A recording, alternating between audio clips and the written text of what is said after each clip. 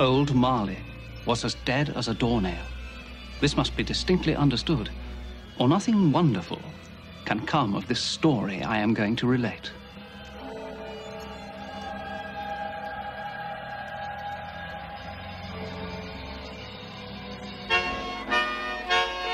On Christmas night all Christians sing to hear the news the angels bring. On Christmas night all Christians sing to hear the news the angels bring.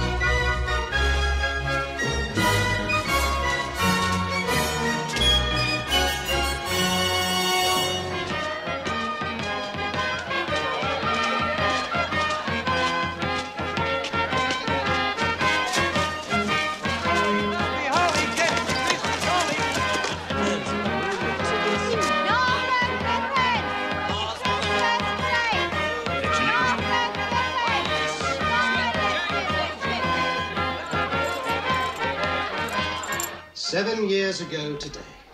What's that you say? Mr. Marley died. 7 years ago this very day. Would it be too much to ask that you return to the work for which I pay you so handsomely? Mr. Cratchit! The fire's gone cold, Mr. Scrooge. Come over here, Mr. Cratchit.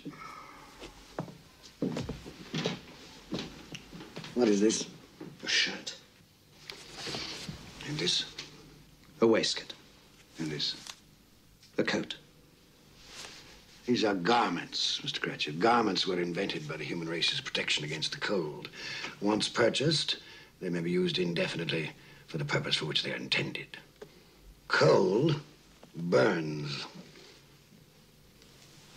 Coal is momentary, and coal is costly. There will be no more coal burnt in this office today. Is that quite clear, Mr. Cratchit? Yes, sir. Now, please get back to work before I am forced to conclude that your services are no longer required. Yes, sir.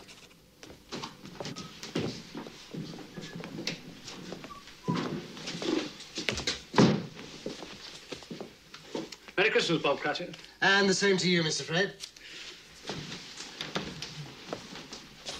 Merry Christmas, Uncle. I said, Merry Christmas, Uncle. Humbug. Christmas a humbug, Uncle. Surely you don't mean that. I do. What's Christmas but a time for buying things for which you have no need, no money? Time for finding yourself a year older, not an hour richer. If I could work my will, every idiot who goes about with Merry Christmas on his lips should be boiled in his own pudding and buried with a stake of holly through his heart. Come now, Uncle. Neville, you keep Christmas in your way and let me keep it in mine. Keep it, but you don't keep it. Let me leave it alone, then. Much good it may do you, much good it has done you. There are a great many things from which I might have derived good, from which I have not profited, I dare say. Christmas among the rest. But I've always thought of Christmas time when it comes round as a good time, a kindly, forgiving, charitable time. A time when men and women seem by one consent to open their shut-up hearts freely to their fellow creatures. And so Uncle Otis never put a scrap of gold or silver into my pocket. I do believe that it has done me good. And I say, God bless it.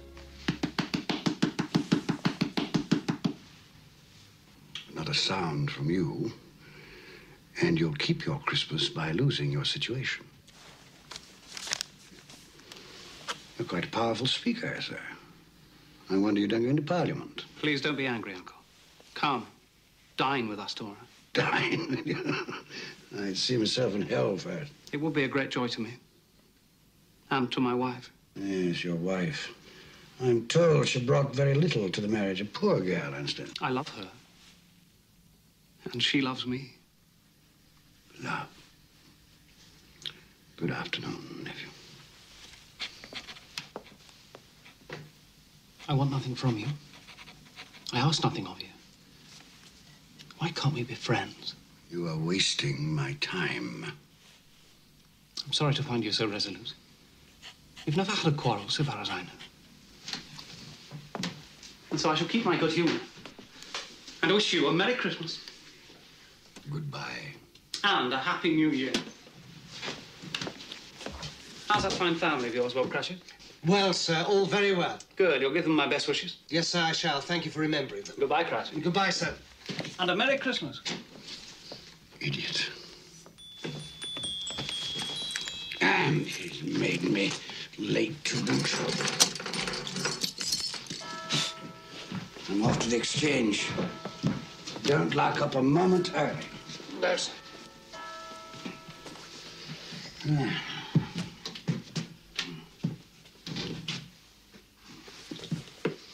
You'll want all day tomorrow, I suppose. If it's quite convenient, sir. It's not convenient, and it's not fair. If I were to hold back half a crown from your pay for it, you'd think yourself ill-used, I'll be bound. But you don't think me ill-used when I pay a day's wages for no work. Christmas comes but once a year, sir. Poor excuse for picking a man's pocket every 25th of December. And I suppose you must have it. Be here all the earlier the next morning, Cratchit. Yes, sir, I shall. I certainly shall. Make sure. Yes, sir. And a Merry Christmas to you, Mr. Scrooge. Humbug. Ah.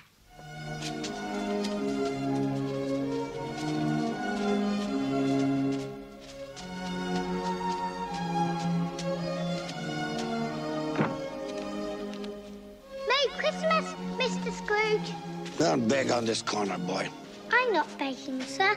I'm Tim Cratchit. I'm waiting for my father. Tim Cratchit, huh? Well, then you'll have a long wait, won't you? Thank you, sir. Humbug.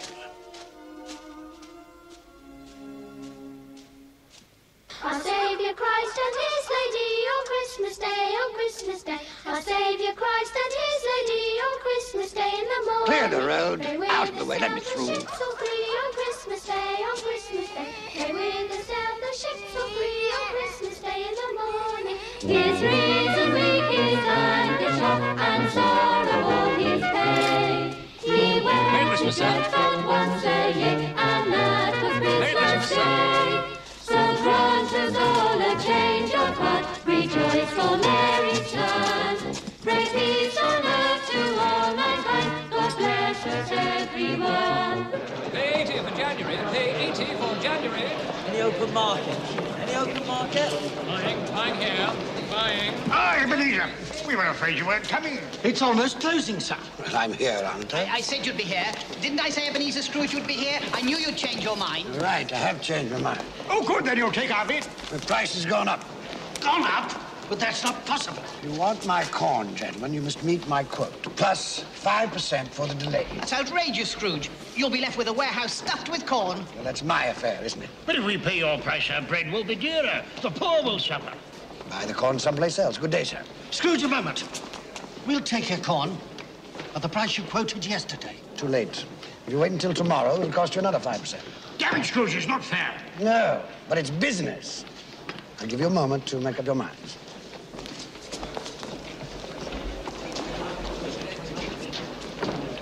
All right, Scrooge, done and done. Very good, gentlemen. Now, make sure that a draft for the entire amount of this transaction is deposited with my clerk. I don't ship until I have the cash in hand. Good day. Mr. Scrooge, I presume. Indeed you do, sir. You don't know us. Nor do I wish to.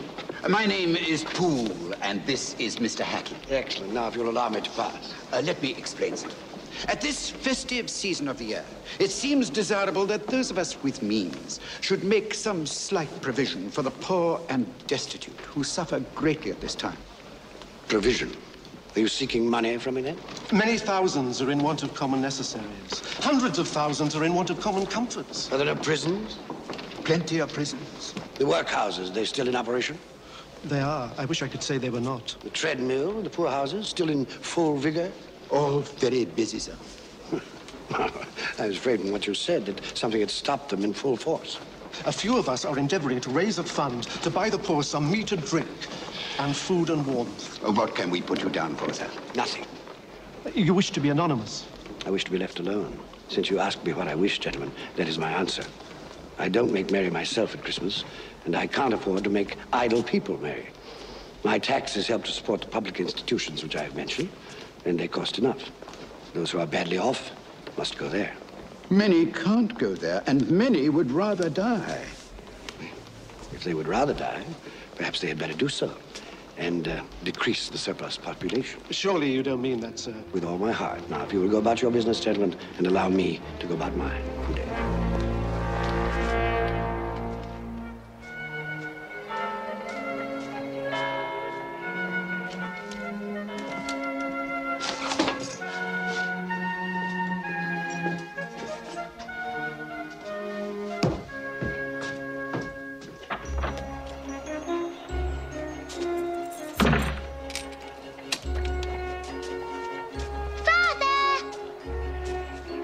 Tim, you must be frozen. I'm all right now. Could we go home by Cornhill and watch the boys and girls play in the snow? Of course we can. Tim, I'm to have the whole day off tomorrow. We'll be together, the whole family, for the entire day. Hurrah for Christmas, the best day of the year. Each joyful tale that in his heart and gold in all his days. His reason weak, his anger shock, and sorrow all his pain. Look. They're having such fun, Father. Where are you? Go and get it. You'll be there one day, playing with the other children. I'm quite sure I will. I feel I'm getting stronger every day.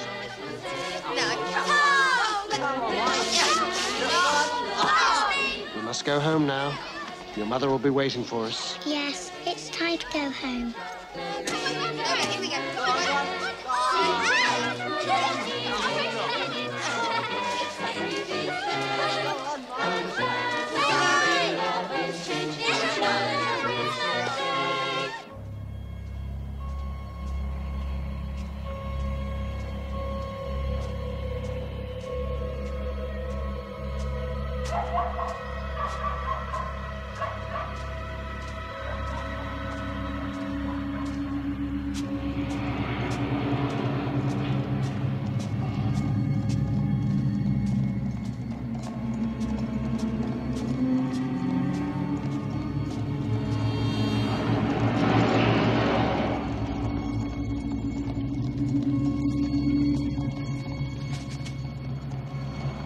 Calling me.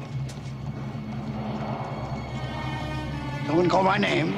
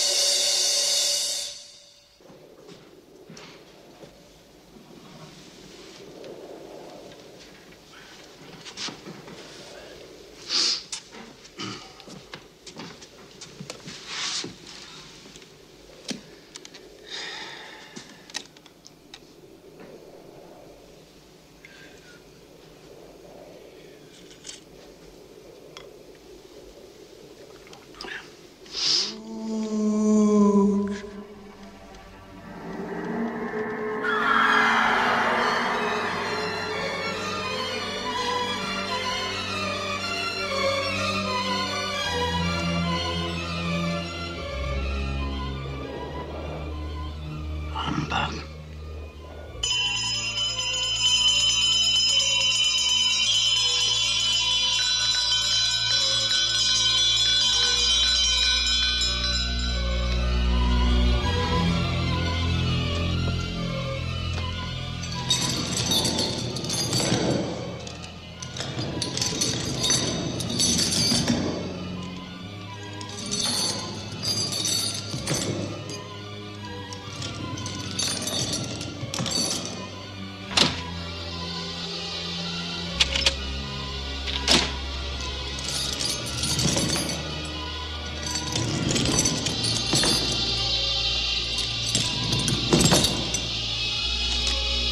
Humbug, I won't believe it.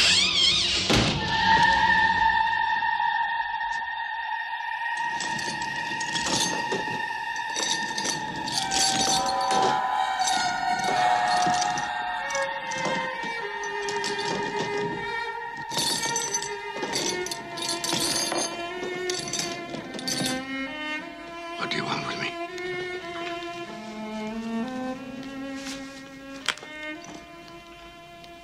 Much. Who are you? Ask me who I was. You're particular for a ghost. Who are you then? In life, I was your partner, Jacob Marley. Can you sit down? I can. Well, do it then.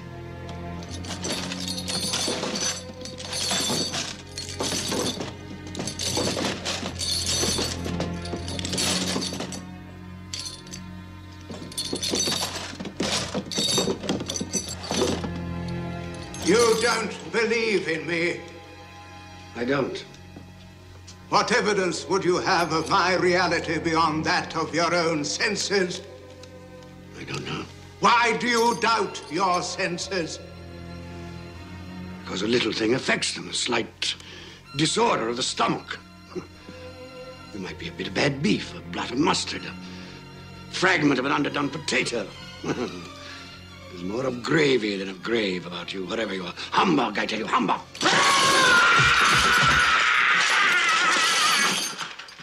Mercy. Dreadful apparition. Why do you trouble me? Man of the worldly mind, do you believe in me or not? I do, I must. But why do spirits walk the earth? Why do you come to me? It is required of every man that the spirit within him should walk abroad among his fellow men and travel far and wide. And if that spirit goes not forth in life, it is condemned to do so after death. It is doomed to wander through the world and witness what it cannot share, but might have shared, and turn to happiness. The chain. Tell me why. I wear the chain I forged in life. I made it link by link and yard by yard. Is its pattern strange to you? Or would you know the weight and length of the strong coil you bear yourself?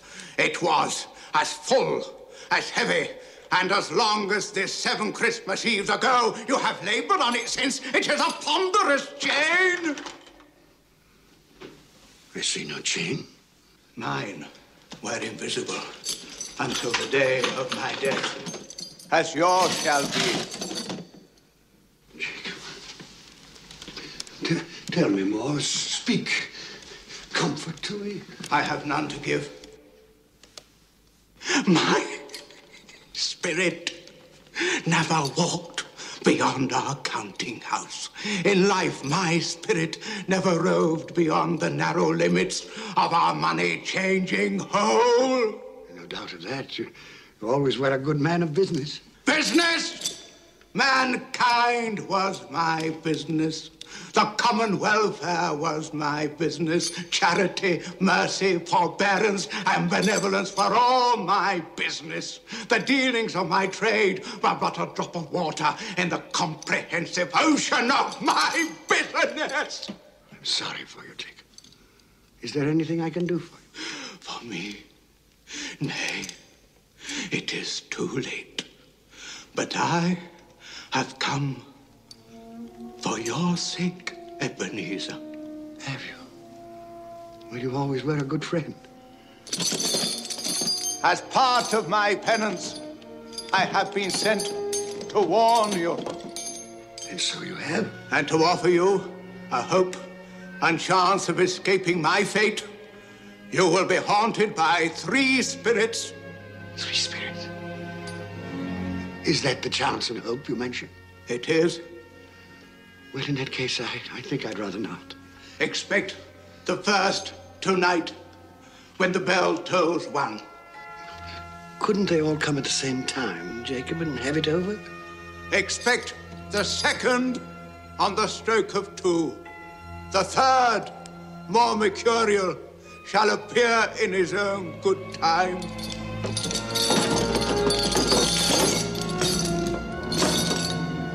Look to me no more. Look, that you may remember what has passed between us.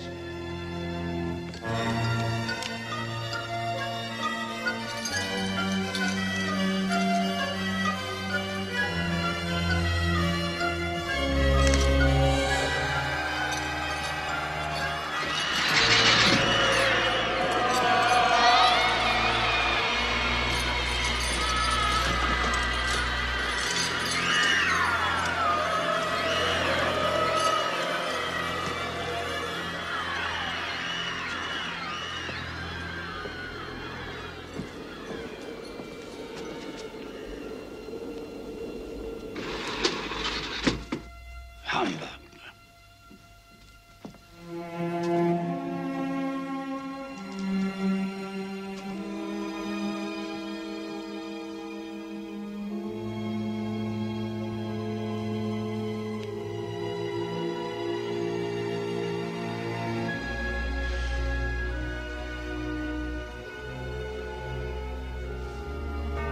Something I ate.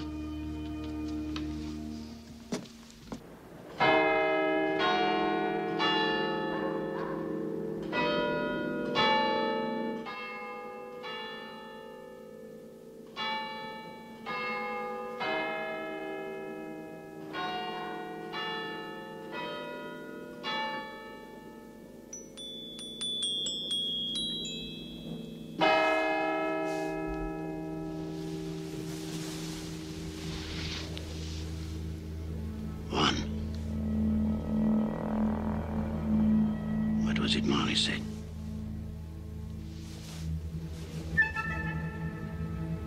Nothing. Just a dream, then.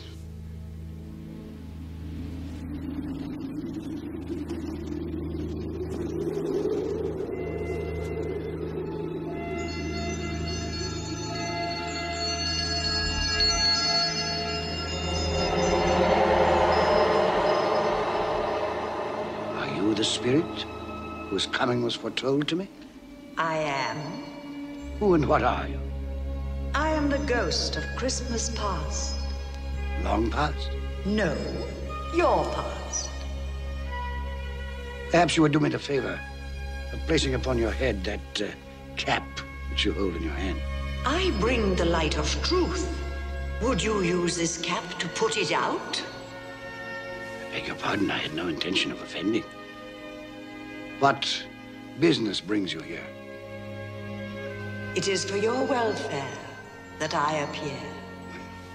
I can think of no greater welfare than a night of uninterrupted sleep. Be careful, Ebenezer Scrooge. I speak of your reclamation. Well, if it's reclamation, then let's get on with it. Come.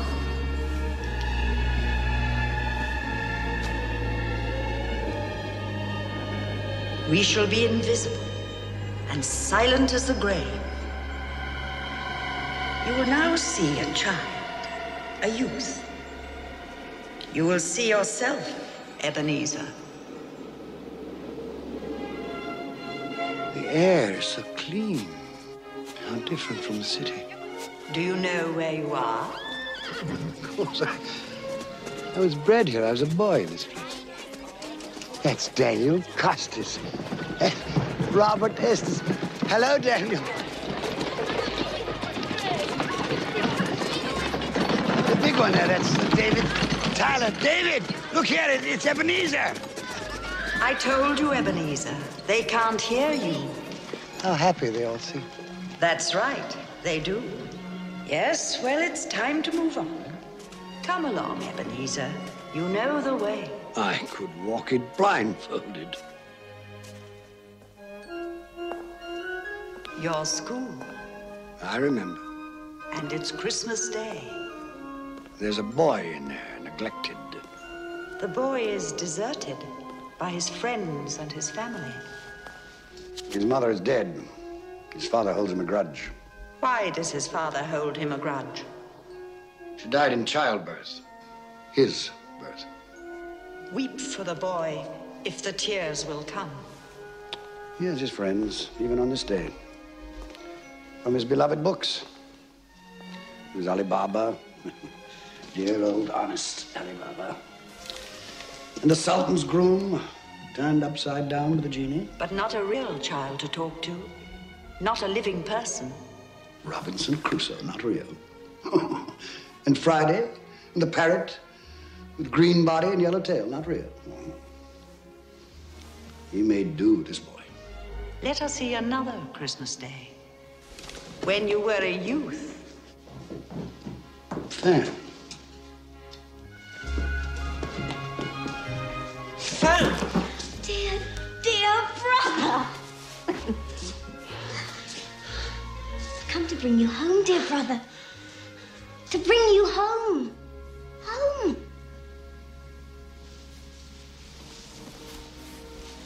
Home, little Fan. Yes. Home for good and all. Father's much kinder than he used to be. He spoke to me so gently one dear night that I was not afraid to ask once more if you might come home. And he said, yes, you should. And sent me in a coach to bring you.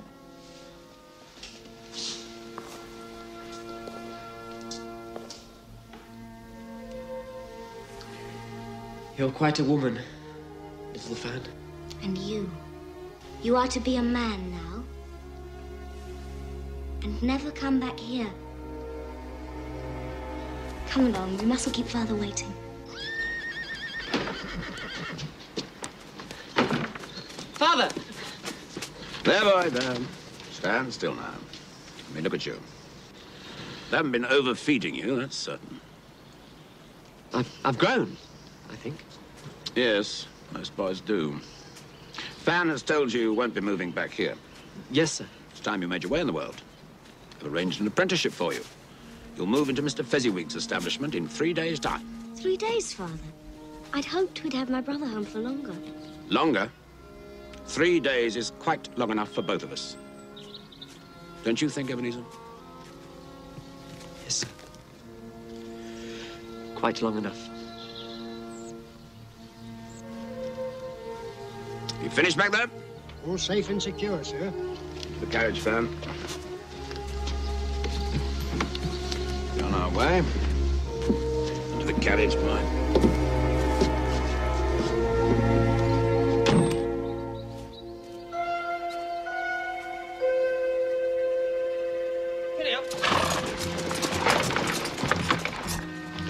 Fan pleaded for more time, but my father was a very stern man. Fan. She died a young woman. She had such a generous nature. Yes, too young. Old enough to bear a child. One son. Fred, your nephew, Fred Hollowell, yes. who bears a strong resemblance to your sister. Does he? I never noticed. You never noticed? I'm beginning to think you've gone through life with your eyes closed. Open them. Open them wide.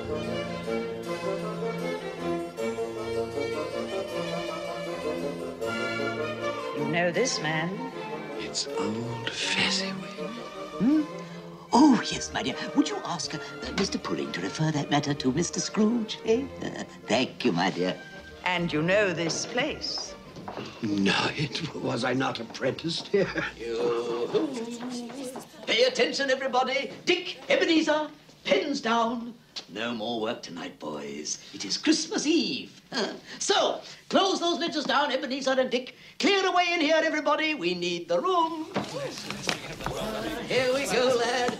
You'll enjoy yourself tonight, Master Ebenezer. That is an order. Yes, sir, I'll try. Well, put your heart in it. You put enough of yourself into your work, and I have nothing but praise for the way you've discharged your duties. But you're young, eh? There's more to life than bolts of cloth and musty old ledgers, eh? It's Mrs. Fezziwig and the 3 daughters and their suitors. Happy Christmas to you all. And Belle, I had forgotten how beautiful she was. Hello, Belle. Hello. Would you like to dance? Yes.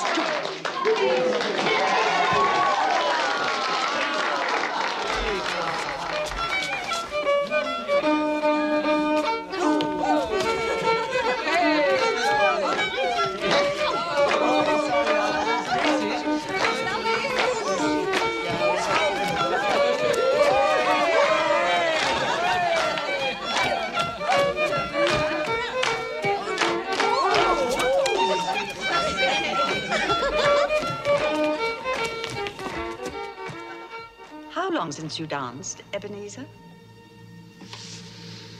Waste of time, dancing. You didn't think so then? There was a reason then. There's been a change in you since you've come to Fezziwig's. You were so gloomy. Oh, I think I should warn you, Miss Belle. I am of a serious bent of mind. I consider seriousness to be an admirable trait of character, but it can be overdone. I should take heed of your advice, ma'am, and go through life with a grin on my face.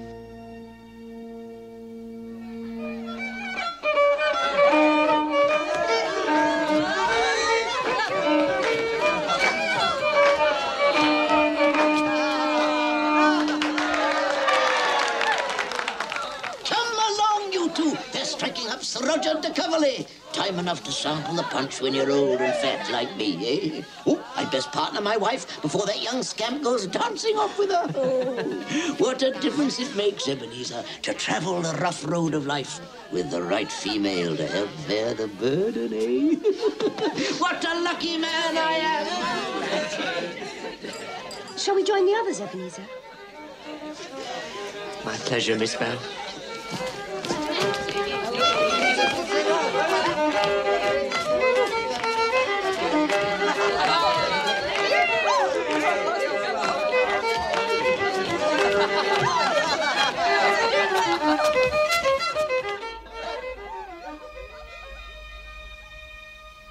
Old Fezziwig. A silly man. Silly? Why silly? What did he do, after all, to deserve the praises of those apprentices? Spent a few pounds, danced like a monkey, beamed a great smile. Well, the happiness I gave was quite as great as though it had cost £1,000. Just small things.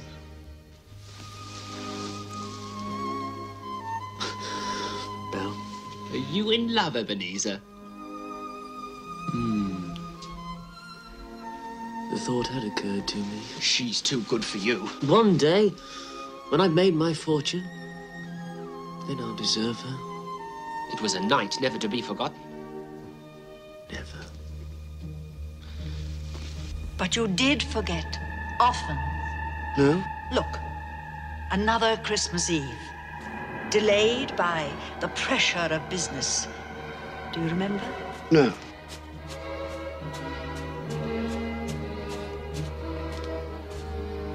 Hello, Belle. Now do you remember? Sorry I'm late. I thought you might not come. I know how busy you are. Well, the time of year and the nature of my business, it's important now that I use my time and opportunities wisely. Another idol has displaced me. What idol has displaced you? A golden one. All your hopes have merged into a master passion. Profit. The thought of money engrosses you. Perhaps I've become wiser. I've not changed towards you. Our contract is an old one. It was made when we were young and our prospects limited. How often I've thought of those times. If there had been no understanding between us, would you seek me out and try to win me now? A dowerless girl with nothing but myself to bring to a marriage. You have no answer. You think I would not, then? Oh, Ebenezer, what a safe and terrible answer. So characteristic of the careful man. Ebenezer, I release you. You are a free man. I let you go with a full heart. May you be happy in the life you have chosen.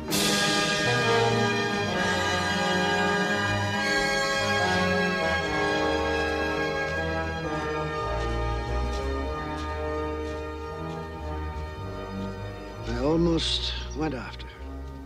Almost carries no weight, especially in matters of the heart. And you did have a heart, didn't you, Ebenezer? Why didn't you follow her? Upon his death, my father left me a small inheritance. Belle wished to be married, insisting that we could get along on very little.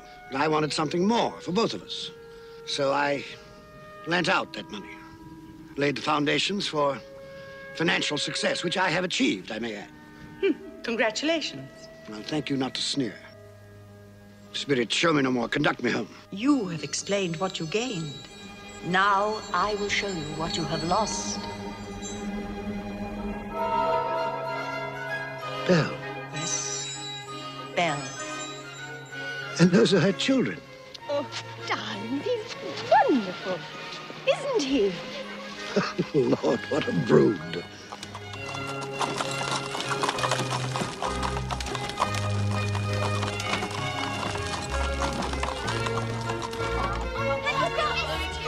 Hello, hello. Hello, my dear. Hello, Papa. Where's my present? Where's my present? You will have to wait until tonight. All of you. Presents on Christmas Eve, as usual. Fancy. It might have been mine. The same thought occurred to me. I saw an old friend of yours in the city this afternoon. Who was it? Guess. I can't. I don't know. Ebenezer Scrooge. Mr. Scrooge it was. I passed his office window and it was not shuttered. He had a single candle lit upon his desk. His partner, Jacob Marley, lies on the point of death, I hear. And there he sat, Ebenezer Scrooge, alone. Quite alone in the world, I do believe. Poor Ebenezer. Poor wretched man. Spare me your pity. I have no need of it. They can't hear you. And as for you, I've had enough of your pictures from the past. Leave me! Haunt me no longer! Truth lives. Truth lives. Truth lives. Truth.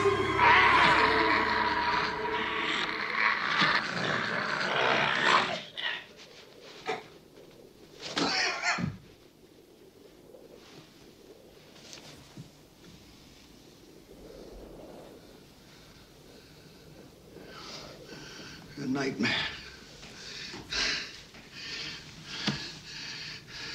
Horrible nightmare. Oh.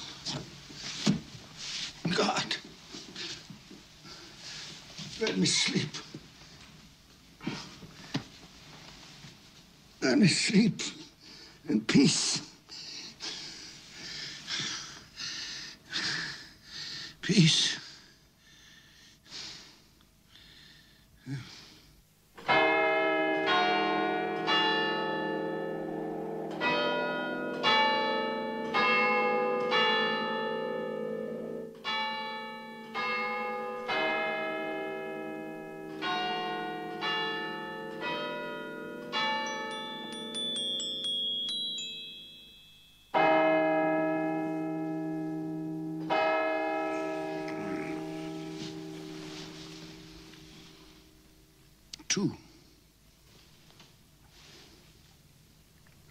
Well, Jacob Marley,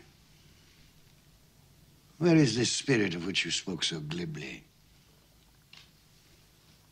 You did say at the stroke of two, didn't you, Jacob?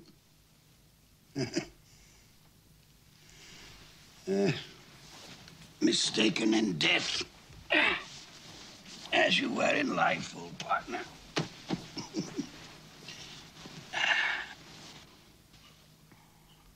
Ebenezer Scrooge! Ebenezer Scrooge!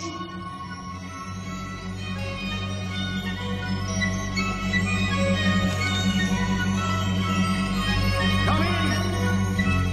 I intend to.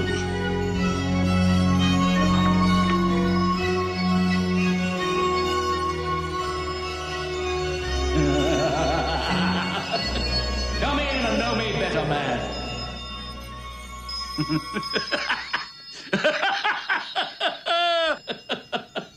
You've never seen the likes of me before, eh? It's quite true, I have not. You never walked forth with any of the younger members of my family? No, not that I remember. Nor any of my elder brothers born these later years? I'm afraid not, no. Do you have many brothers, Spirit? Over 1,800! Tremendous family to provide for. Take hold of my robe, Ebenezer Scrooge.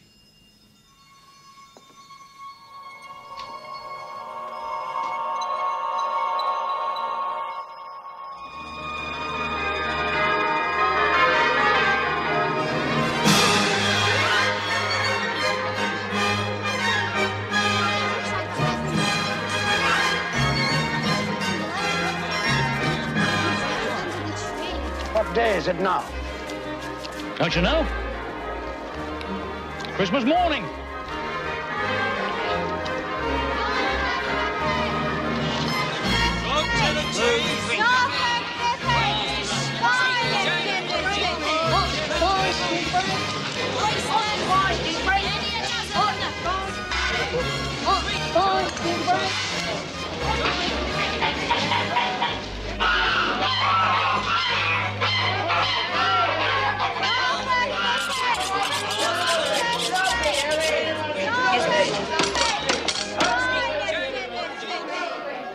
There's a lot of buying, isn't there?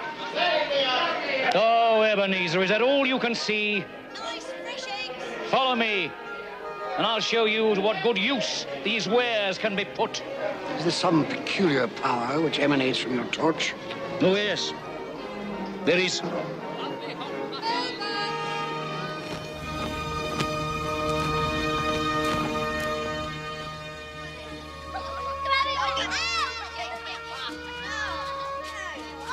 Do you know this house?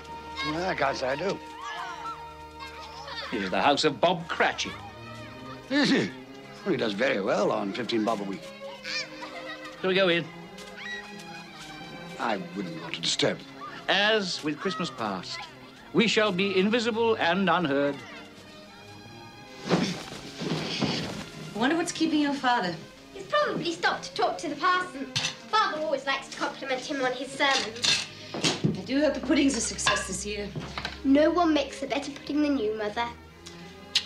Peter, save some for the rest of the family. Just testing the cooking, Mother. I'm sure they'll manage very well on their own without your help, young man. Hello, Mother. Hello, Mother. Smell the goose cooking, Martha. Yes, it makes my mouth water. Mine too. I can't wait. Well, you'll just have to. Now run along with Martha and help her butter the bread thinly. Here they are. Merry Christmas, everyone! You're late, Bob Cratchit. Oh, and you're quite like an icicle, Tim. You've been dawdling. Father had a long talk with the minister. Thought as much. Come, Tim, listen to the pudding hissing on the fire. It's like a giant snake inside the copper. Go along with your brother and sister, Tim. I'll begin the wine. Off you go, then. Come on. How did you behave in church? As good as gold. Better. Mother's very worried if it'll turn out all right. Look how they support him. What did you say? Nothing. It's, nothing. Somehow he gets thoughtful sitting by himself so much. He thinks the strangest things. He told me coming home that he hoped that the people in church saw him because he was a cripple, and that it might be pleasant for them to remember on Christmas Day who it was that made lame beggars walk and blind men see. It seems to me that Tim is getting stronger every day, that his limbs are growing, that he's in better spirits, it seems to me. Yes, Bob. I'm sure you're right. He is getting stronger. Well, we're all here. That's the important thing. Belinda, help me with the goose. Yes, Mother.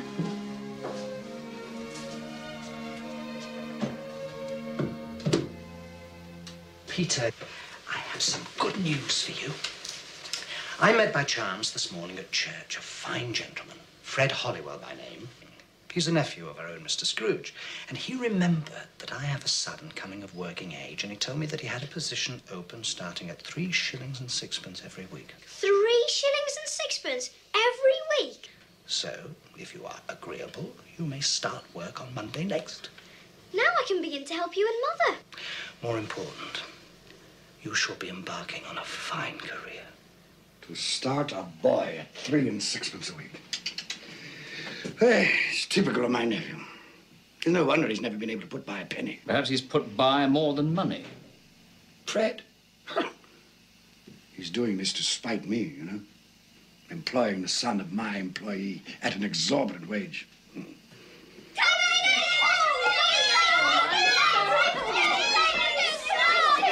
Quiet, children, quiet. Wonderful goose! Enough for an army! So brown and crisp. Mother, you've outdone yourself. Is it all right, then? Hurry, Father, cut the goose. I can't wait. Haven't we forgotten something? Lord, we thank you for the bounty you have placed before us. We thank you for this day of love and joy. We thank you for allowing us to be together, to share with each other and with you the fullness of our hearts on this special day. Amen. Amen. Amen. Amen. What? You say something? No. No. I thought I heard you. No, I said nothing.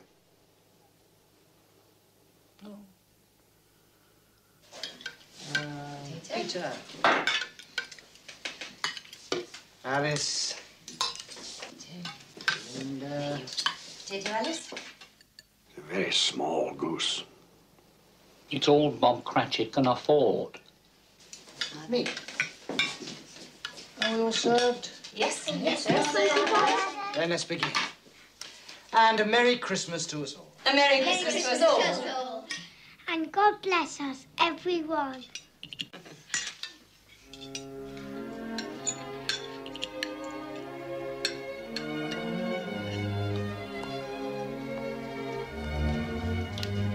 Tell me, Spirit, will he live?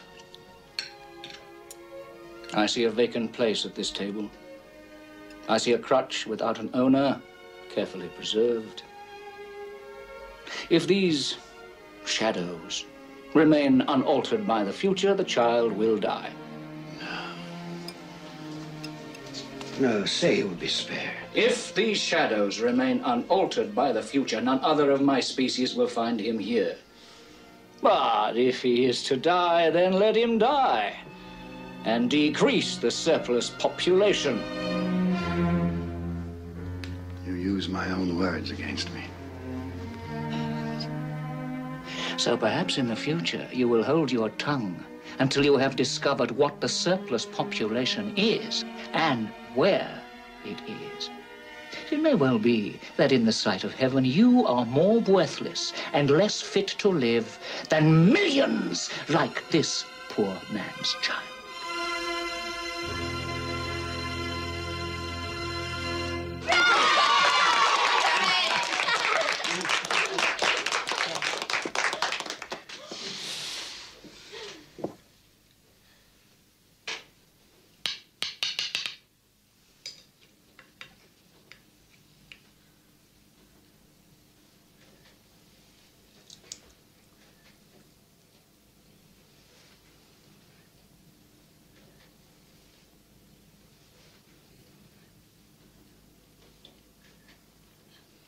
triumph, my dear. Another triumph.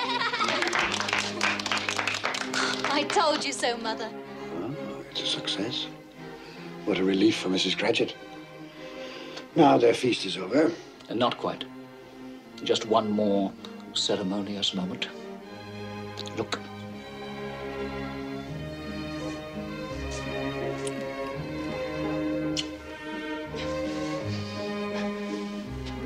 Now, I would like to propose a toast to Mr. Ebenezer Scrooge, the founder of our feast. Mr. Scrooge.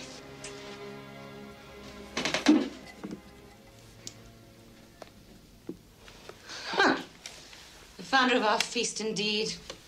I wish I had him here. I'd give him a piece of my mind to feast upon, and hope he had a good appetite for it. My dear, the children, it's Christmas Day. It should be Christmas Day, when one would drink the health of such a stingy, odious, mean, hard, unfeeling man as Mr. Ebenezer Scrooge. My dear, have some charity.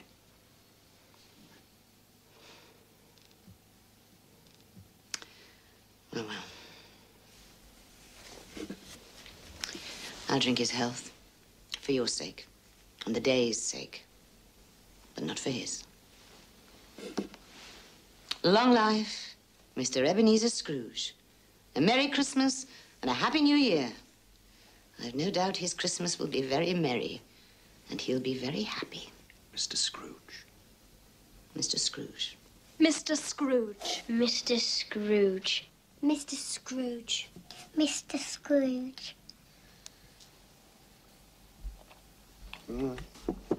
He's made a point, Bob Cratchit has.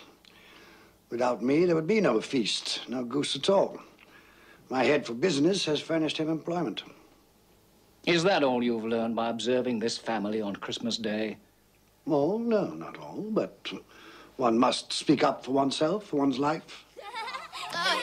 Here we come a-wassailing among the leaves so green. Here we come a-wandering so fair to be seen. Love and joy come to you, and a Merry Christmas too. And God bless you and send you a Happy New Year. We have some time left.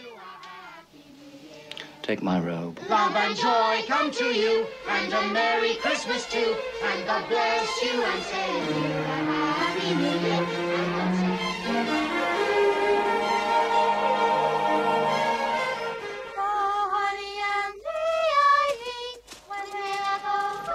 Where are we now? Just a street. Any street. This house. We'll go in here. Think it might amuse you. I'm in no mood to be amused.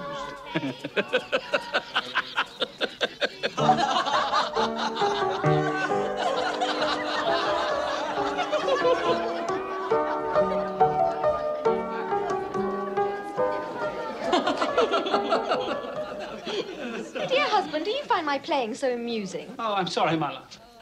I was thinking of his face yesterday. Humbug, he said. Humbug. He said that Christmas was a humbug. He believed it, too. I'd very much like to meet your uncle, sir. The droll way in which you portray him tickles my heart. He's a comical fellow.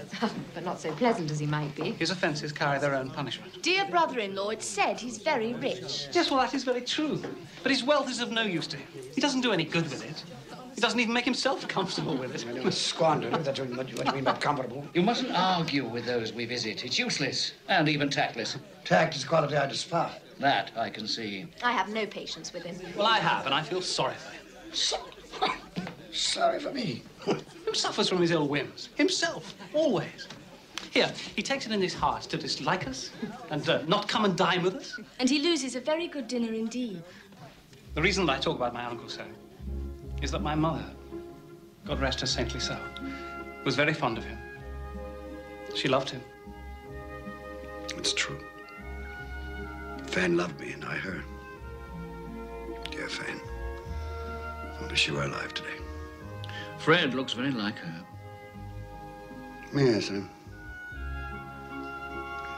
been reminded of that just recently. I was only going to say that the consequences of his taking a dislike to us and not making merry with us is that he loses some pleasant moments which could do him no harm. And I mean to give him the same chance every year, whether he likes it or not. And every year he'll say, Christmas. Come, my dear, we must see to our guests. Hello there. Would you like some nougat? Why is it? Can't hear myself think. Well, they seem to be happy. Well, I suppose that free food and drink would be an occasion for pleasure to most people. Happy in each other's company, I mean. Everyone, hush there. We shall have a game, a word game. Huh? Yes, game. What should it be? Does everyone know the rules to similes? All right, everyone. Now, you shall each have 5 seconds to answer. I'll ask the question. Mr. Topper, you'll keep count. Oh, well, I shall do my best. Now, you'll each have 5 seconds to answer. If you fail to give an acceptable answer within that time, then you must each stand behind your chair. Last one to who's seated wins the prize. Fred, don't go on so. Just begin. Oh, I'm sorry, my love. Yes, I shall. Yes, I shall. Now, proud as. Proud as a peacock. So, dry as. As a bone. Plump as. My wife. Sorry, just a little joke. Plump as... 1. 2 seconds. A partridge. Quick as. Wind. No. 1, 2, 3, 4, 5. A wink, you idiot. Ebenezer, shh. You said they could neither see nor hear us. That's quite true. Oh, yes, sorry. Even I forget the regulations sometime. After all, I do not come back very often. Shh, I'm trying to listen to the game. Modest as. A maiden. No. Well, I'm sure it's a well-known simile. Well, I was thinking of modest as a violet. Fred. However, I will accept your answer. Janet. Attend. Tight as. Tight as... A drum. Anyone knows that. Tight as. Not very bright, my nephew's wife. Tight as your Uncle Scrooge's purse strings. Oh, Janet, that's quite wrong. And your time is up. You've lost and you must stand behind your chair. Tight as a drum. That's what I was thinking of.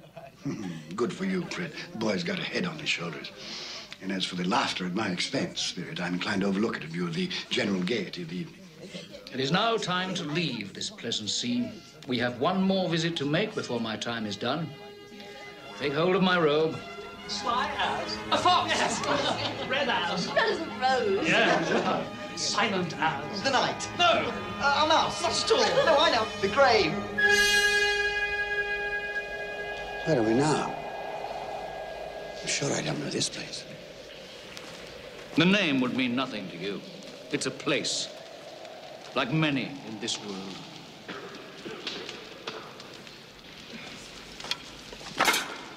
Do we have enough wood for the night? Ah, it'll last through. At least there's one thing still free in this country. Mary, Peter, they're cooked. They're too hot. It'll be cold soon enough. Where did you get these, Father? I didn't steal them, if that's what you're saying. She didn't say you stole them, Ben. She should have some respect. Don't berate the girl. They fell from a cart into the road. Your father's not a thief, girl. Not yet.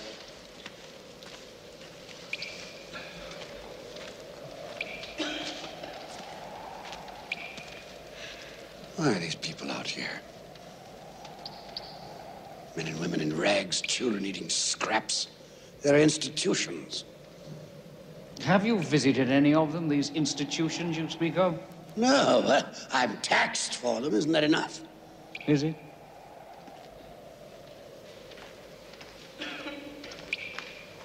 Ben, come back to the fire. Look at these hands, Meg. They're hard hands. They've done hard work. I want to work. I want to have bread for my children. It's not right that there's no work. We're together, Ben. That's the important thing. I love you, Meg. I love the children. Tomorrow, take the children and go to the parish poorhouse. No. No. I'd rather we all drowned in the river than go to one of those places and be separated forever. Until I get work. No. Ben, we're a family. We stay together. Come. Come back to the fire. Come.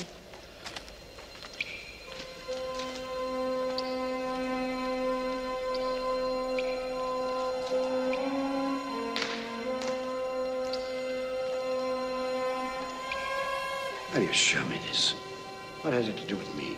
Are they not of the human race? Look here, beneath my robe.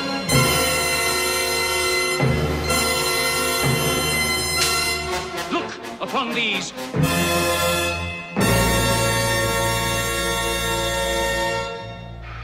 What are they? They are your children.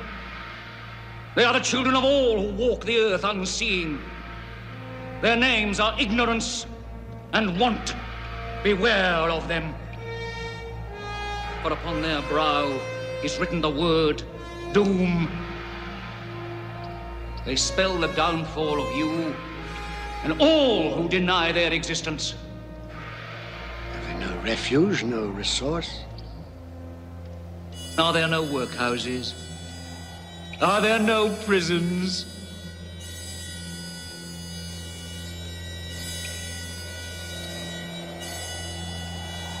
Cover them. I do not wish to see them. I thought as much. They are hidden. But they live. Oh, they live. Well, time has come for me to leave you, Ebenezer Scrooge. Leave? Leave me here? Oh, yes. Cannot. Take me back to my bed. It's too late. It's cold. The place is strange. Don't leave me.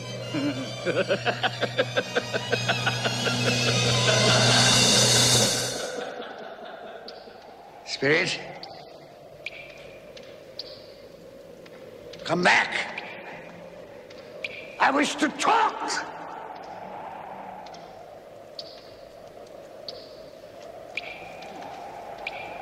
Perhaps I have made a mistake here and there. Talked too quickly about matters to which I gave no great thought. Very well, we'll have a give and take. Come to some meeting of the minds. I'm a reasonable man. Spirit!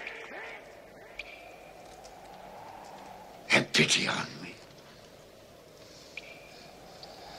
Don't leave me.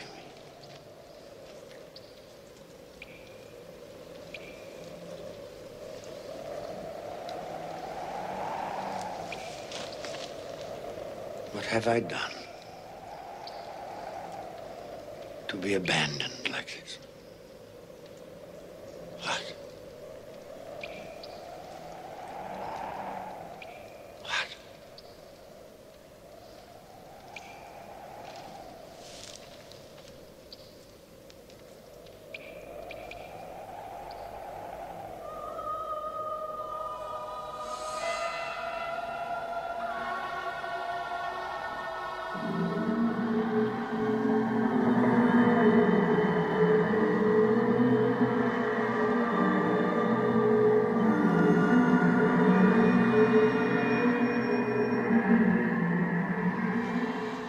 Are you the spirit which Jacob Marley foretold would visit me?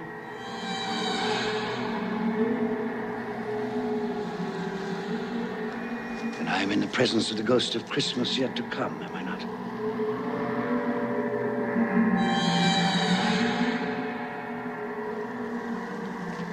You're about to show me the shadows of the things that have not happened, but will happen in the time before us. Is that so?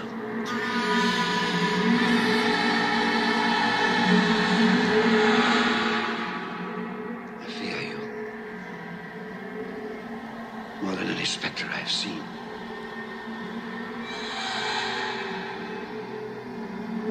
I am prepared to bear your company.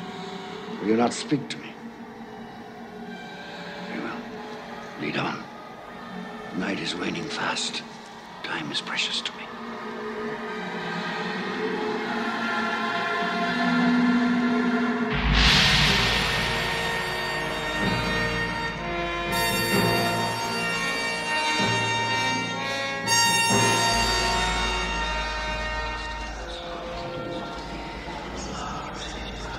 This place, I know it very well. The exchange, it's like a second home to me.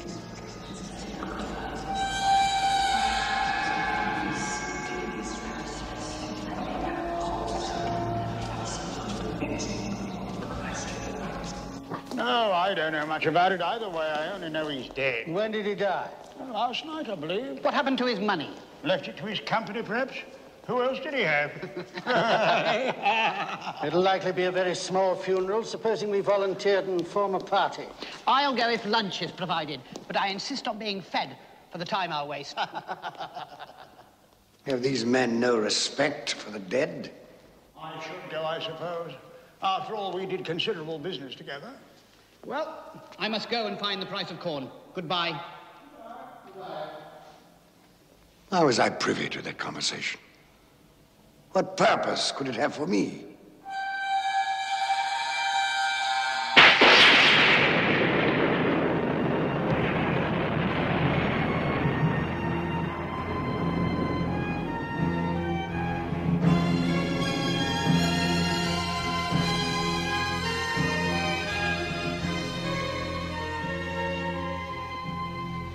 Merciful heavens, what is this?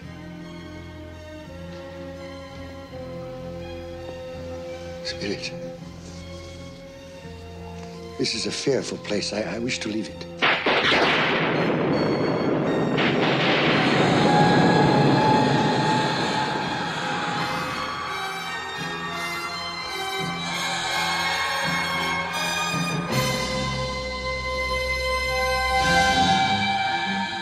No, I will not. This you cannot make me do. I say I understand you. That is sufficient to the moment. Furthermore, there must be someone in this city who feels some emotion because of this man's death. I demand to see that person.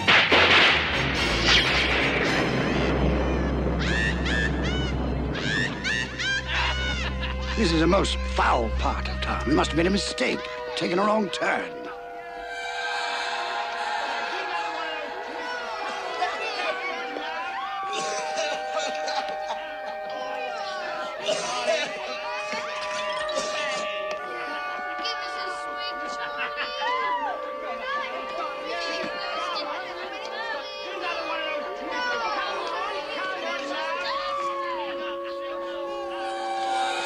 In there? I have no business to transact in there.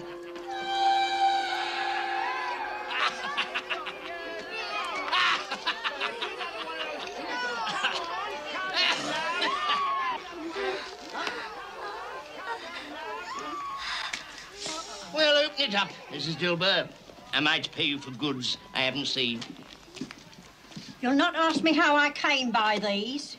Every person has a right to take care of himself. That's my motto. Well, he always did. And who's the worse for the loss of a few things? Not a dead man, I suppose. No, indeed. I mean, if he'd wanted to keep him after he was dead, the wicked old screw, why wasn't he more natural in his lifetime? If he had been, he'd have had someone to look after him when he was struck with death. Instead of lying there, gasping out his last, alone, by himself.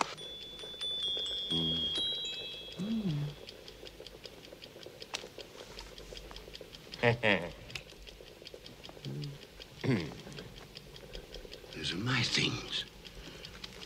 She's stolen my things. I'll have her before a magistrate. What do you call these? Bed curtains. You don't mean to say you took them down, rings and all, with him lying there? Why not? And don't get wax on his blankets. His blankets? I hope he didn't die of anything catching. I wasn't so fond of him as I'd loiter about if he did.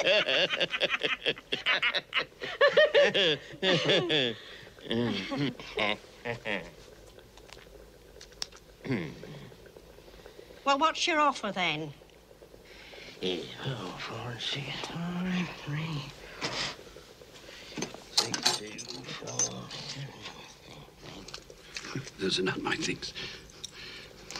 Yes, they are similar, but the person she speaks of, that could not be me. A similarity, perhaps.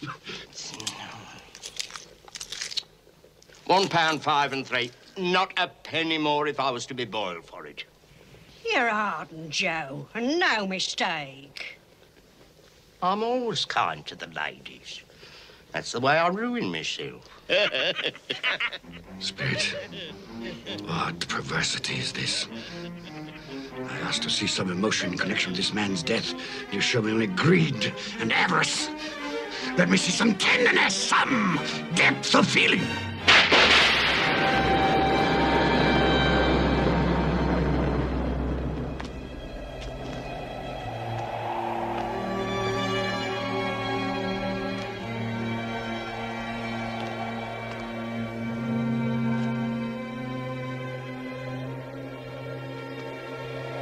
Must be some confusion. Your fellow spirit brought me here earlier. Very well. You're devilish hard to have a conversation with. Suffer the little children to come unto me, and forbid them not, for such is the kingdom of God. Verily I say unto you, whosoever shall not receive the kingdom of God as a little child, he shall not enter therein. This colour hurts my eyes.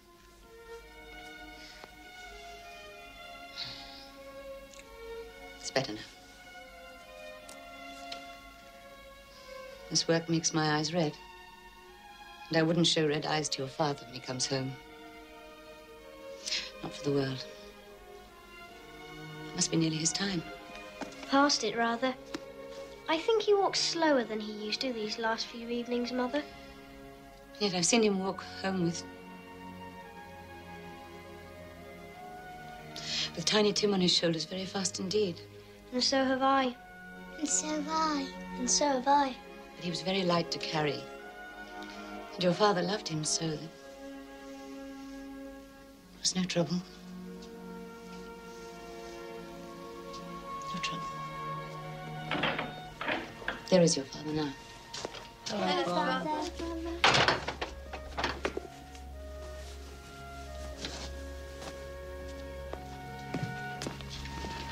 Hello, my dear. Hello, my dear ones. Hello, Father. You're late. We were worried about you. I'm glad you're home, Father. I am too. You've become quite a little armful. The reason that I'm late is because I walked by there today. Today? I couldn't keep away. It's so quiet and green.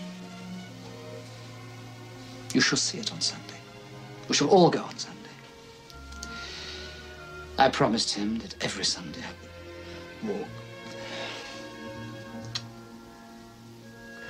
My little child. My little child. Father, please don't grieve so. No, I'm sorry. I have all of you. A blessing to be thankful for. Do you know who I saw in the street today? Mr. Scrooge's nephew, Fred. And he greeted me in his usual cheerful way. And he saw that I was a little sad. He asked me what was distressing me. And when I told him, he said that he was heartily sorry for it. And, Brothers, Timmy's part of all of us. And for his sake, we must go on living. So long as we love one another, he will always be alive. Yes, of course, my dear.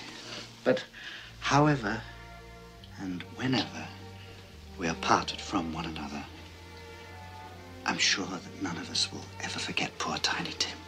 No, never, never, never. And when we recollect how patient he was and how mild, although he was but a little child, I'm sure that we will not easily quarrel among ourselves. I am a happy man. I am a truly happy man. I asked for tenderness and depth of feeling. And you've shown me that. Nothing more I need see. Take me home.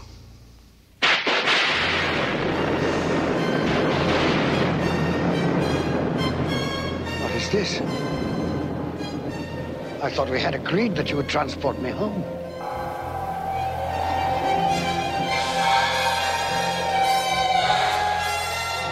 Inspector, something informs me that the moment of our parting is at hand. I know it, but I know not how. Tell me, what man was that whom we saw lying dead?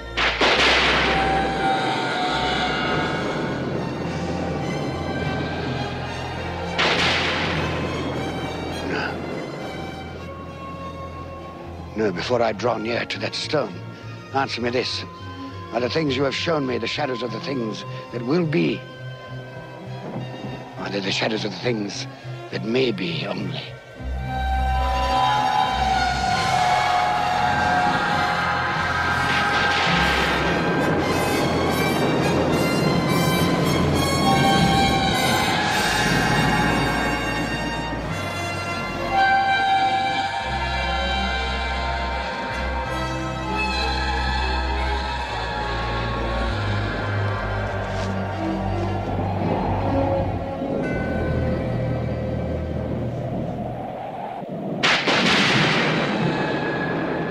Men's courses will foreshadow certain ends. I accept it. But if those courses be departed from, the ends must change. Tell me that is so by what you show me.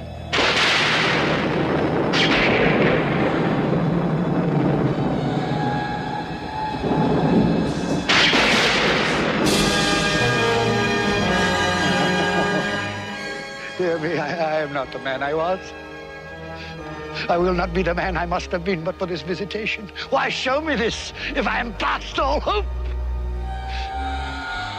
Good Spirit, your nature intercedes for me and pities me. Say that I may change these things by an altered life. I will honor Christmas in my heart and try to keep it all the year. I will live in the past, present, and the future. The spirits of all three shall strive within me. I will not shut out the lessons that they teach. Tell me. Tell me that I may sponge away the writing on this stone. Spare me. Spare me.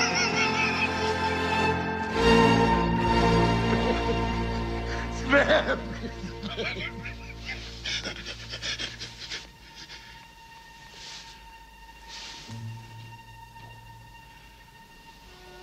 My own room. I'm alive. Oh, thank you, Spirit. I will keep my promise. I will live in the past, present, and the future. The spirits of all three will strive within me. Oh, heaven and Christmas time be praised for this. I say this on my knees, Jacob Marley. On my knees.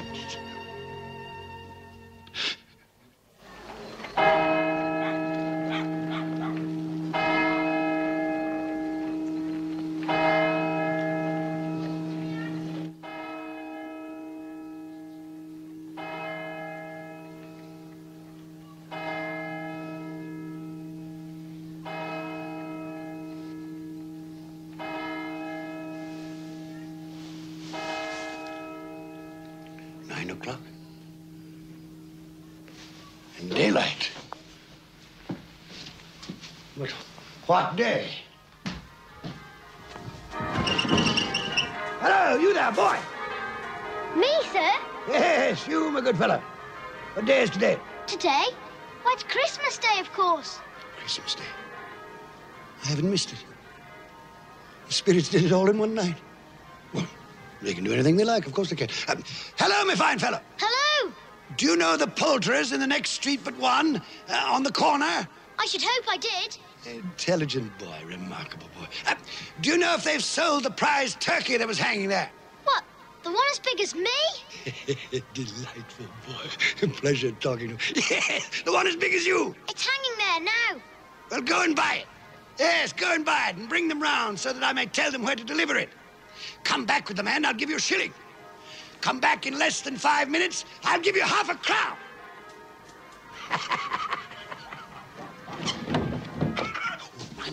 I must dress myself. So much to do. I don't want to lose any time. I was light as a feather.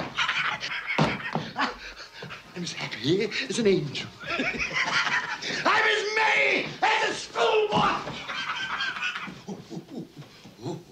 I'm as giddy as a drunken man.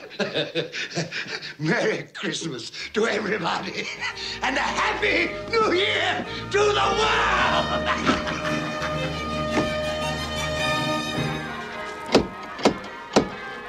If this be a prank, boy, I'll box your ears. He was in that window. I swear it. Oh, there you are. This boy here says you wish to purchase this turkey here. Yes, quite right. Here's your half-crown for a service well rendered. Thank you, sir. Splendid boy. Now, there is an address and the price of the turkey. You'll take this fine bird to Bob Cratchit in Camden Town. The directions are all written down. You leave immediately this very moment. Yes, sir. You'll say only that it comes from a friend. And it must be there in time for Christmas dinner. It will be, sir. Good fellow. Here's a little something for your trouble. Oh, thank you, sir. Here. Not at all. Offer you. Thank you, sir. Merry Christmas. Wonderful day.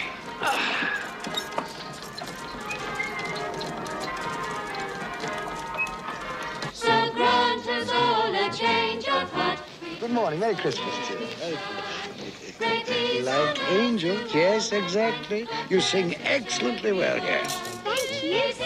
It is I who thank you for that glorious music on this glorious Christmas day.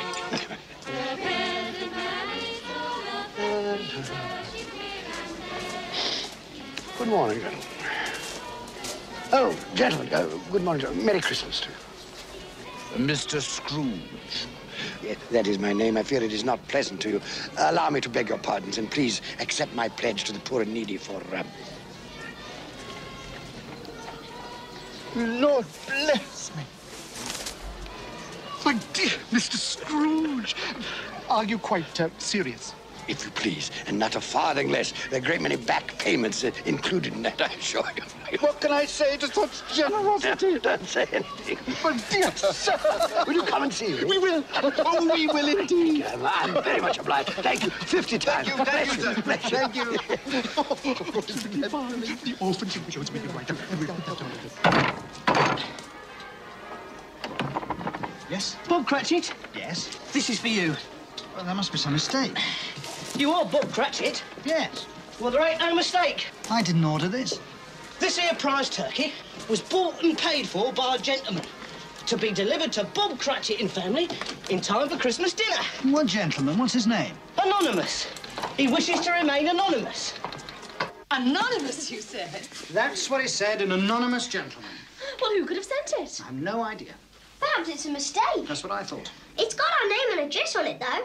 What should we do then? I say we cook it and eat it and have the best Christmas feast we've ever had in our lives. And I say, Mrs. Cratchit, what a splendid idea.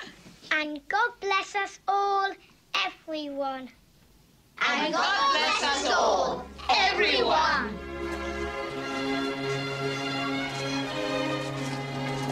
Merry Christmas, Merry sir. Christmas. Merry Christmas.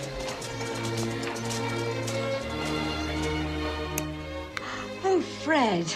Oh, it's much too expensive. But do you like it? Oh, I love it. Oh, it's the most beautiful thing I've ever seen. Well, then, it belongs upon your wrist, my darling. Merry Christmas. Oh, Fred, I do love you. Oh, and not just for this. I know. I know. Who can that be? Well, no one's expected this, have they? My God. It's Uncle Ebenezer. Your uncle? What in the world would he want? Open the door, Mary. I'm sure I don't know.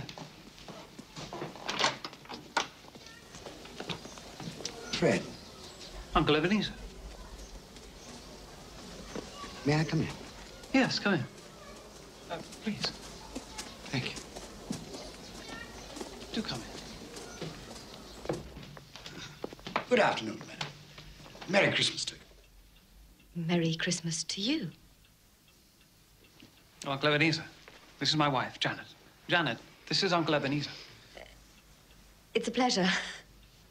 More like a surprise, wouldn't you say? Well, that, too. Well, that's quite true. Quite honestly, it is a surprise. When we spoke yesterday, you made it quite clear, it seemed to me, at least, that you had no intention of accepting my annual invitation. I made other things clear, too, didn't I, Fred? That Christmas was a humbug, a waste of time and money. A false and commercial festival, devoutly to be ignored. Yes, basically that was it. Well, I've come for 3 reasons. First, to beg your pardon for the things I said about Christmas. That was a humbug, Fred. Was it? I didn't know it then, but I know it now. Secondly, I've come to meet your wife. Well, here she is. Yes. And a very beautiful woman she is, too. Thank you. I was in love once. Would you believe that? Yes.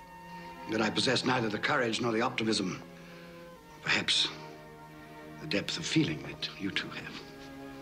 Thirdly, if the invitation to dine with you today is still in force, I accept.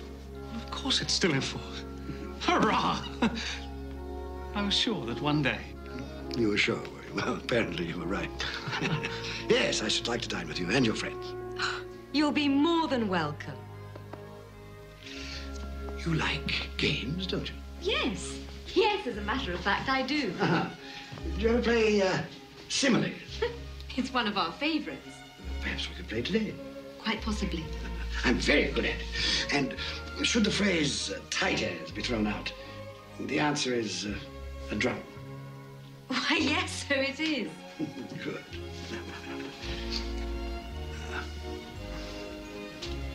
You'll forgive me for saying this, but I see the shadow of my sister in your face. I loved your mother, Fred. For a time there, I forgot just how much I loved her. Perhaps I chose to forget. Well, now, if it isn't too much trouble, I should like to sample some of that punch fruit you're so famous. Of course. You've made us both very happy, Uncle Ebenezer. Have I? Yes. God forgive me for the time I've wasted.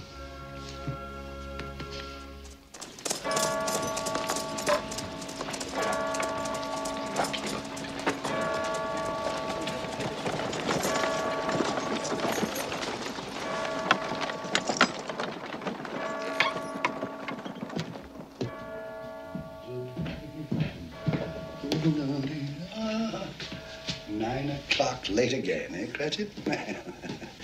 We'll see about this.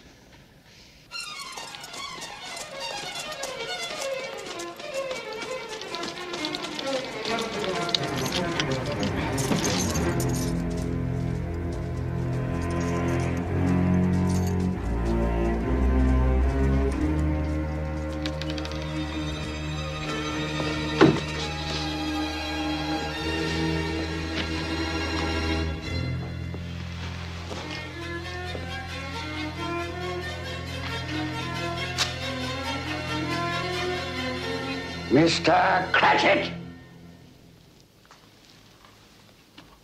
Yes, sir.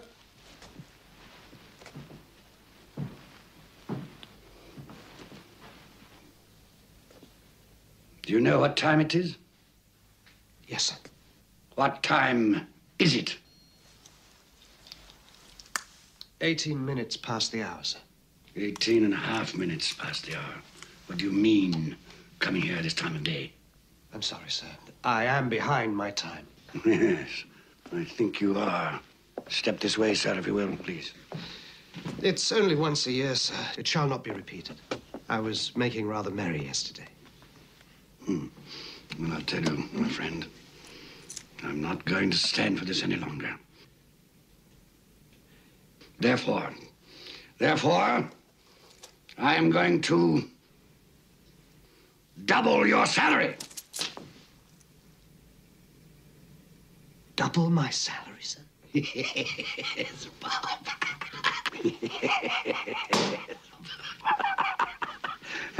A Merry Christmas to you. I'll double your salary for a start, and I'll endeavor to assist your family in any way I can. And Tim will walk again, and grow stronger and stronger upon my life, he will. Well, we'll discuss the particulars this afternoon over a Christmas bowl. Well, what's the matter with you?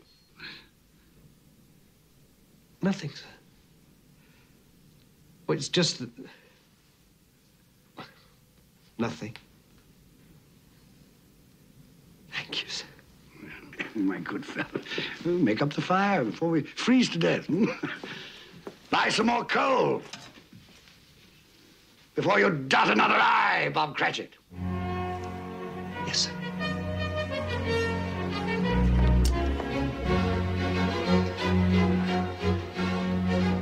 Ebenezer Scrooge was better than his word. He became as good a friend, as good a master, as good a man as the old city knew. And to Tiny Tim, who did not die, he was a second father. It was said of Ebenezer Scrooge that he knew how to keep Christmas well, if any man alive possessed the knowledge. May that be truly said of us, and all of us. And so, as Tiny Tim observed, God bless us, every one.